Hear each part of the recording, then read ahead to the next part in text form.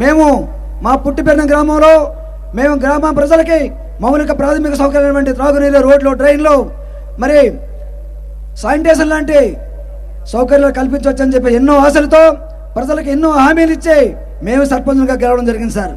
మేము అనుకున్నాం సార్ 2014 నుండి 2019 వరకు చంద్రబాబు గారి టైంలో అప్పుడు సర్పంచులు గ్రామంలో సీసీ రోడ్లు వేశారు, గ్రామంలో వీధి కాలువలు కట్టారు, గ్రామంలో అన్ని సంక్షేమ పథకాలతో పాటు అభివృద్ధి కార్యక్రమాలు కూడా పెద్ద ఎత్తున చేశారని చెప్పేసి, అలాగే ఉంటుందని చెప్పేసి మేము సర్పంచులు అయ్యాం సార్.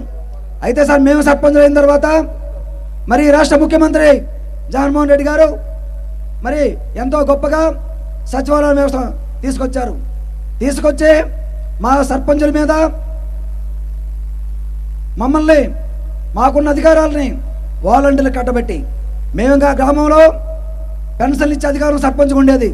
సంక్షేమ పథకాలు అందించే ప్రతి కార్యక్రమాలు, ముఖ్యంగా ఇల్లు పథకం కానీ అలాగే అన్ని సంక్షేమ పథకాలు కూడా గ్రామ సర్పంచ్ సంతకంతోనే జరిగేవి సార్. అటువంటి గ్రామ సర్పంచ్ అంటే గ్రామంలో ప్రథమ పౌరులు. అటువంటి ప్రథమ పౌరులు సార్ ఇవాళ ఉనికిని కోల్పోయాం. మరి మాకు నిధులు లేక గ్రామాల్లో పనిచేయాలంటే నిధులు ఉండాలి సార్.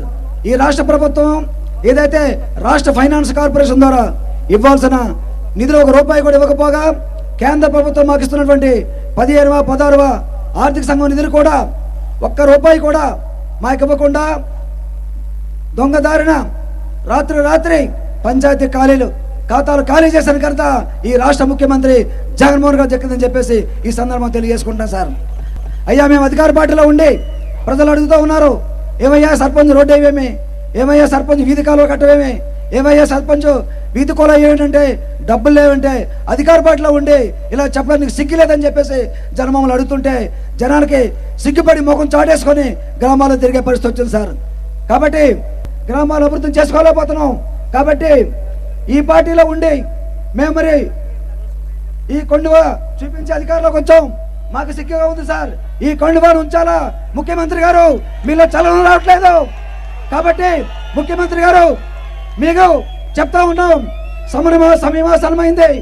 సర్పంచులారా మన తడాక ఈ ముఖ్యమంత్రి గారు చూపించాలి. ఎవరైనా చెప్పండి, మన తడాక ఈ ముఖ్యమంత్రి గారు చూపించాలి.